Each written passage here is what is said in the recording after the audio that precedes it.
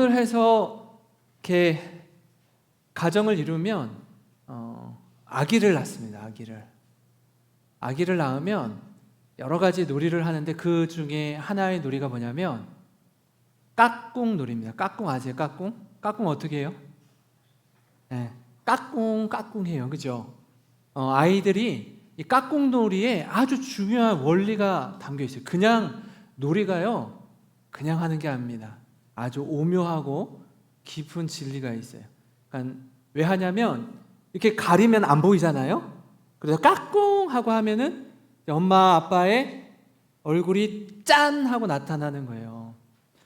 뭐냐면 엄마 아빠가 잠깐 내 눈에서 안 보여도 어딘가에 존재하고 있다라는 걸 연습을 통해서 확인하는 거예요. 저희 딸이 있잖아요. 어렸을 때 저랑 아내가 그 새벽 기도를 가느라고 아기인데 이렇게 놓고 갔어요. 놓고 이제 잠시 갔다 오면 새벽이니까 잠에서 안 깰 줄 알고, 그래도 막 갓난아기 이 정도는 아니었고, 그 정도는 아니었고, 그래도 어느 정도 좀 한 두 돌 왔다 갔다 했던 것 같아요. 기억은 잘 안 나는데 이제 몇 차례 갔었는데 아이가 안 일어났어요. 그래서 좀 안심하고 새벽 기도를 갔다 왔는데 웬걸 난리가 났어요. 중간에 깼는데 엄마 아빠가 안 보이는 거예요. 막 울고 불고 또 막 거시기도 하고 막 그랬어요. 그래서 깜짝 놀랐죠. 아이가 엄마 아빠가 잠깐 사라졌는데 이제 두려워서 엄청나게 울고 있는 걸 이제 보게 된 거죠. 그러니까 이 까꿍놀이 되게 중요한 겁니다. 엄청 해맑게 웃죠. 엄마 아빠도 너무너무 아기를 키우면서 웃습니다. 4살 때까지 아이가 부모할 때 할 수 있는 효도의 95%를 해요. 5살 이상부터는 기대하면 안 돼요. 이미 다 효도할 거는 4살 때까지 다 했어요. 이렇게 아이가 성장하는 가운데 여러 가지 일들을 겪죠. 웃음도 조금씩 사라집니다. 나중에는 웃고 지내던 날들이 점차 줄어들어요. 표정이 점점 어른이 될수록 경직되곤 합니다. 여러분 어떠세요? 행복하게 활짝 웃으면서 지내고 있습니까? 또 사람들과 인사할 때도 마찬가지. 정말 밝은 모습으로 인사하고 계십니까? 아니면 이런저런 염려와 걱정 가운데 계속 어두운 그늘이 져서 사람들을 만나도 기쁨도 없고 내 표정이 어떤지도 잘 모르겠고 이렇게 무기력하게 또 낙심 가운데 살아가고 있습니까? 그런 이유가 있어요. 이유가 살아보니까 어렸을 때는 내 마음대로 내 뜻대로 내 계획대로 모든 것이 탄탄대로가 열릴 줄 알았단 말이에요. 남들이 말하는 좋은 명문대학교 그 정도는 다 가는 거 아니야? 그렇게 생각하고 있다가 고등학교 1학년 때 제가 그랬어요. 고등학교 1학년 선생님이 목표하는 대학을 1, 2, 3순위로 한번 적어보래요. 그럼 애들이 다 뭘 쓰죠? 고1 때? 다 서울대, 연대, 고대 이렇게 했어요. 고2가 되면은요, 인서울을 쓴단 말이에요. 인서울. 고3이 되면 지방에 4년제 대학을 써요. 4년제 대학. 눈높이가 점점 낮아지죠. 왜냐하면 현실을 알게 되니까. 그러니까 쉽지 않은 거예요. 이게 저절로 그냥 잘 되지 않는구나. 한계가 있구나. 약함이 있구나를 깨달으니까 절망적인 거예요. 그래서 여러분, 성장하면서 얼굴 표정이 점점 굳어져요. 이런 말 들어보셨어요? 40세가 넘으면 자기 얼굴에 책임져야 한다.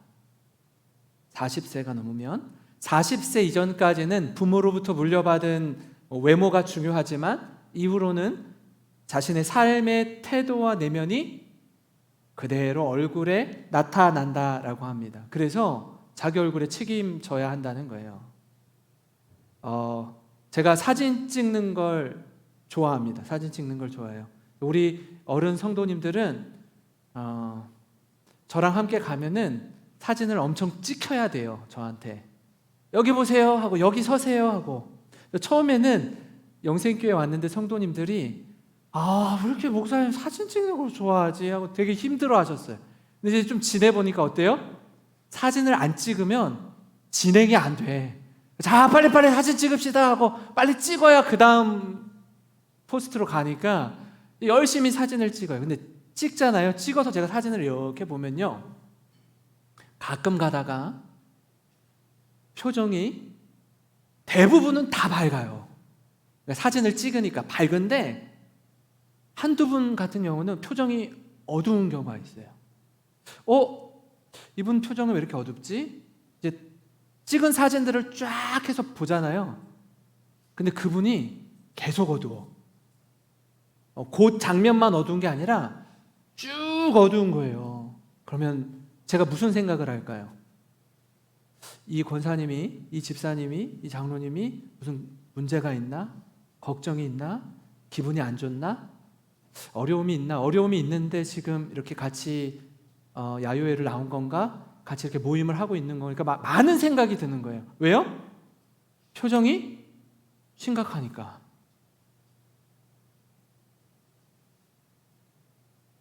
그 표정으로 짐작이 되는 거죠. 근데 어떤 경우에는요, 자신이 인식하지 못할 때가 있어요. 내 표정이 이렇게 어두웠어? 내 표정이 이렇게 경직되어 있었어? 라고 자신이 잘 모를 때가 있어요. 잘 모를 때가 있어요. 바라기는 우리 청년들 쉽지 않은 인생 여정이지만 활짝 웃으면서 웃어야 행복해져요. 행복해서 웃는 게 아니라 웃어야 기쁨이 넘치게 되는 거예요. 옆에 계신 분들 한번 보세요.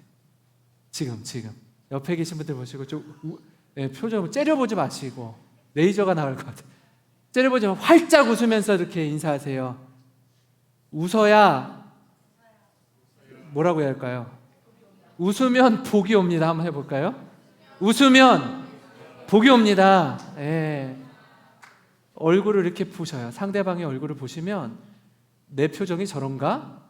이제 서로 얼굴을 보시면 좋을 것 같아요. 제가 이 말씀을 서두에 드리는 건 뭐냐면, 아브라함과 사라의 인생 가운데 처음에 서로 만나서 결혼을 하고 가정을 이룰 때는 너무너무 행복했습니다. 시간이 지나고 세월이 지나면 당연히 아기를 가질 줄 알았어요. 근데 다른 집들은 자녀를 너무나 자연스럽고 쉽게 낳는 것 같은데 우리 가정엔 자녀가 없는 거예요. 기다리고 준비하는데 자녀가 생기지 않아요. 그러면요, 굉장히 어려워집니다. 힘들어져요. 자녀가 없는 슬픔은요, 상당합니다. 우리 교회도요, 결혼하고 10년이 넘어서 아기를 가진 분이 있어요. 자녀를 낳은 분이 있어요. 그 아이가 얼마나 귀하겠어요. 몇몇 가정은 자녀가 없는 분이 계세요. 쉽지 않아요. 표현은 많이 하지 않을지라도 마음이 편치 않다고요. 아브라함과 사라 역시 마찬가지였습니다. 한번 생각해 볼까요? 여기 우리 자매들 있는데 내가 아기가 없어요. 아기를 낳을 수 없는 몸이에요. 그런데 나의 남편에게 다른 여성을 대신 동침할 수 있도록 아내로서 그렇게 할 수 있어요, 없어요? 그건요, 모든 자존심을 다 내려놓고 여성으로서 굉장히 어려운 일인 거예요, 사실은. 사라는 그걸 선택해요. 자신의 여종 하갈, 이집트 출신의 여종 하갈을 통해서 자신의 남편과 동침하도록 허락해요. 그렇게라도 아기를 갖고 싶었어요. 문제는 뭐죠? 하갈이 임신하자 자신의 여주인 사라에게 사라를 멸시하는 거예요. 함부로 대하는 거예요. 아기를 가지니까 힘이 세지는 거예요. 너는 아기를 못 갖지? 하고 무시하는 거예요. 그러면 돼요, 안 돼요? 말도 안 되는 거죠. 있을 수 없는 일인데 여성들 간의 그런 이 알력 다툼이 있는 거예요. 기가 막힌 일이 벌어지는 겁니다. 그래서 어떻게 하죠? 하갈을 내쫓습니다. 내쫓다가 다시 여호와의 사자를 만나고 하갈이 여주인에게 가서 복종해라 라는 말을 듣고 다시 들어옵니다. 그리고 시간이 한참 지난 후에 드디어 사라에게도 아기가 생기고 자녀를 낳습니다. 그 이름이 뭐예요? 이삭입니다. 이삭이라는 이름, 우리 교회가 협력 선교하는 그 태국에 계시는 선교사님 이름도 이삭이에요. 이삭.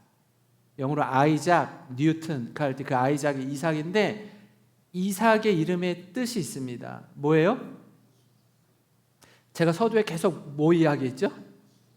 웃음에 대해서 이야기했죠. 웃음이라는 뜻이에요. 스마일, 웃음이라는 뜻이라고요. 이 이삭의 출생을 통해서 주시는 교훈을 여러분과 지금 함께 나누고자 하는데, 첫 번째는 뭐냐면요, 말씀대로 이루신 하나님을 신뢰하라라는 겁니다. 아브라함과 사라가 나이 많아 늙고 이제 자녀를 갖는다는 건 다 포기한 상태였습니다.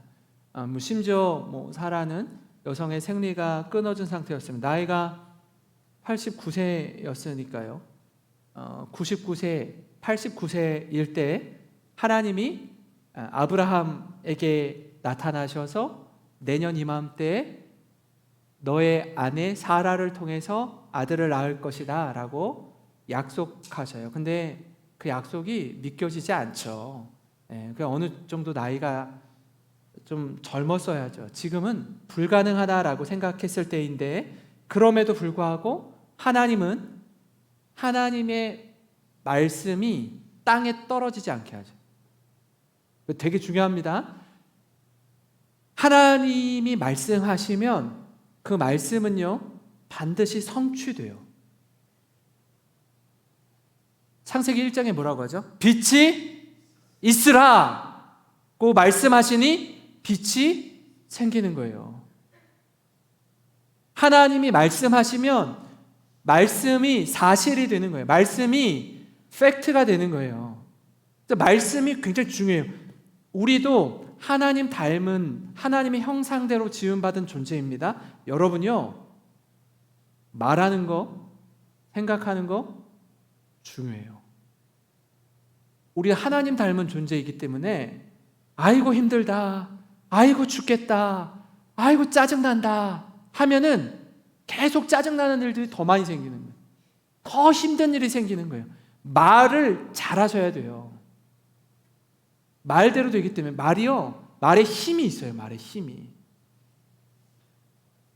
오늘 말씀 1절입니다. 한번 같이 읽어볼까요? 시작. 여호와께서 말씀하신 대로 사라를 돌보셨고 여호와께서 말씀하신 대로 사라에게 행하셨으므로. 반복되는 게 뭐죠? 여호와께서 말씀하신 대로. 여호와께서 말씀하신 대로예요. 그럼 언제, 어느 때 무슨 말씀을 하셨을까요? 창세기 18장으로 가봅니다. 10절부터 12절인데요. 그가 이르시되 내년 이맘때 내가 반드시 내게로 돌아오리니 내 아내 사라에게 아들이 있으리라 하시니 사라가 그 뒤 장막문에서 들었더라.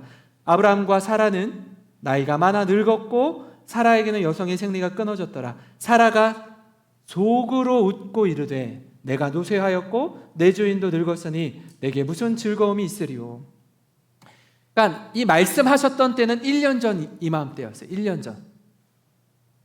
그때 아들이 있으리라 라고 말했는데, 하나님과 아브라함과 하는 대화를 뒤에 장막문 뒤에서 사라가 듣고 있었는데 자신에게 내년 이맘때 아들이 있을 거라는 얘기를 들은 거예요. 그러니까 사라가 너무 기가 막혀서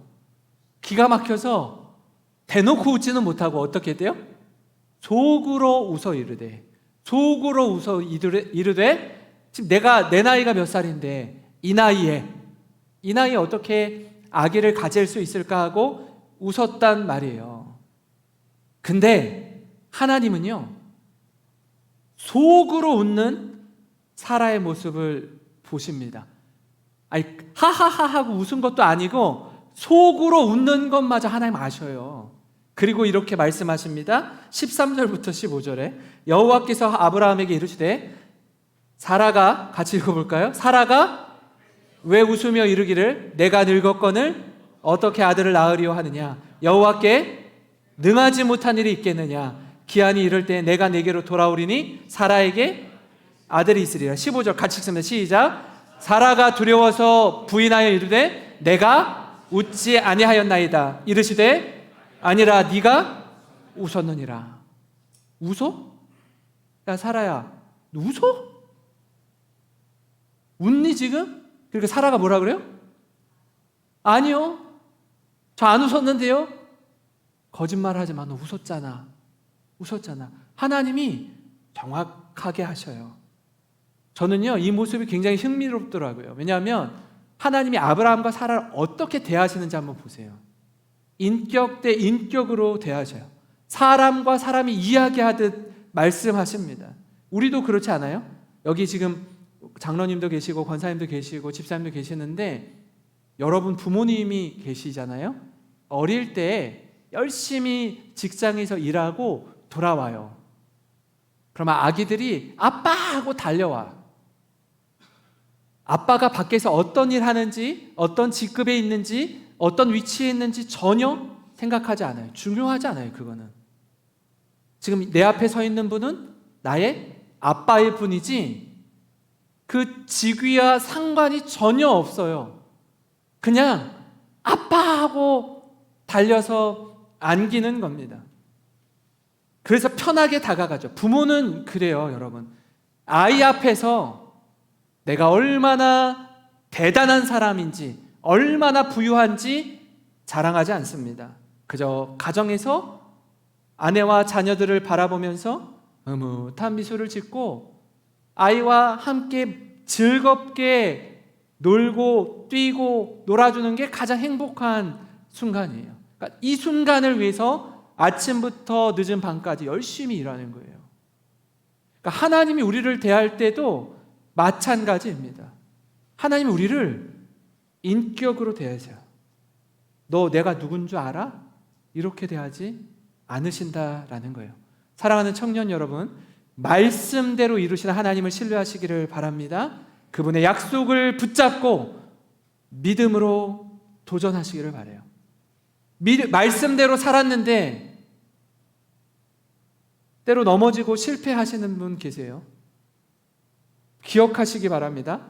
말씀에 순종했는데 넘어졌다, 말씀에 순종했는데 실패했다, 반드시 하나님이 책임져 주십니다. 말씀대로 살았는데 공경에 빠졌습니까? 기억하시기 바랍니다. 반드시 하나님이 구원하십니다.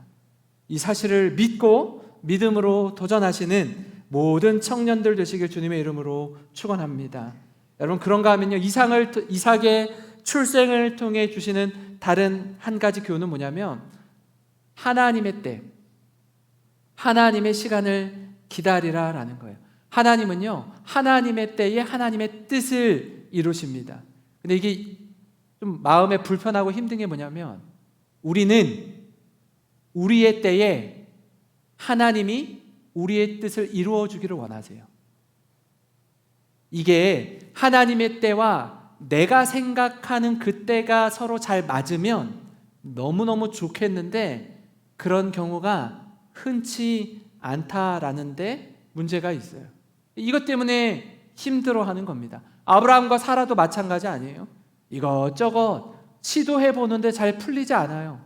도전했는데 자꾸 넘어지고 실패하는 거예요. 그래서 선택한 게 뭐죠? 하갈이었어요. 사라의 대안은 하갈이었어요. 근데 정말 하갈이 아이를 낳아요. 이스마엘을 낳아요. 그러면 문제가 해결돼요? 그러지 않은 거예요. 관계가 훨씬 더 복잡해지는 거예요. 갈등 구도가 더 심화되는 겁니다.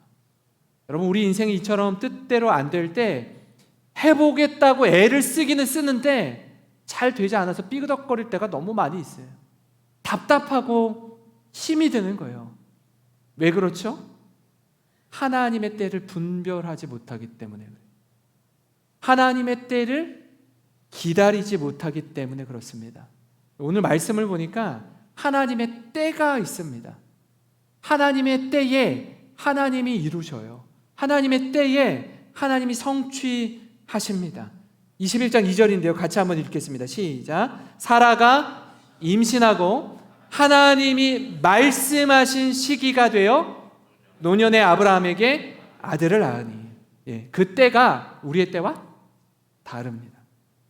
달라서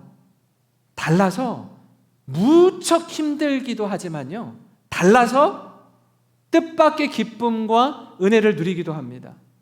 아브라함과 사라가 정말 오래 기다렸어요. 여러 가지 어려운 시간을 통과했습니다. 하나님 말씀하시는데도 불구하고 그 말씀이 잘 귀에 담기지 않는 거예요. 기대감도 별로 없어요.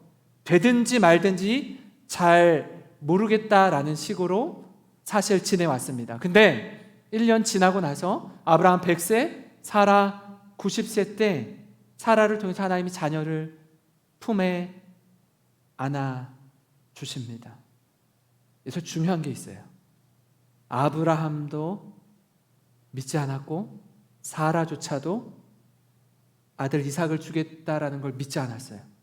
근데 하나님이 그 가정에 이삭을 선물로 주셨어요. 그러면 하나님이 하신 거예요? 아브라함이 한 거예요? 하나님이 하신 거예요. 이 기적은 하나님이 베풀어 주신 것입니다. 우리 역시 마찬가지예요. 기다리지 못해서 조급한 마음의 일을 그르칠 때가 많습니다. 더디어서, 늦어서, 지각을 해서 실수하고 넘어질 때도 있지만 너무 빨리 하려고 해서 하나님의 때를 기다리지 못하고 조급한 마음에 겪은 어려운 일들도 정말 많이 있어요. 하나님이 우리에게 이 기다림의 시간, 인내의 시간, 깎이고 다듬어지는 시간, 성숙해지는 시간을 우리에게 허락하실 때가 있습니다. 이 시간을 통해서 하나님 우리를 빚어주십니다. 사랑하는 우리 청년 여러분, 여기에요 20대부터 30대까지 청년들이 저마다 다른 시간을 지나고 있습니다. 여기 대학생 있죠, 대학생. 대학을 졸업하고 취업을 준비하는 사람이 있어요. 취업하신 분이 있어요. 취업하고 결혼을 준비하는 분이 있습니다. 저마다 시간표가 다 달라요. 다른 시간 속에 살아가고 있습니다.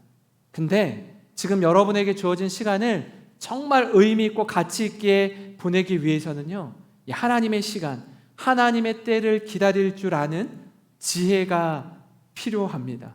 그 기다림을 통해서 더 큰 기쁨을 주실 하나님을 기대하며 믿음으로 살아가는 우리 모든 청년들 되시길 주님의 이름으로 축원합니다.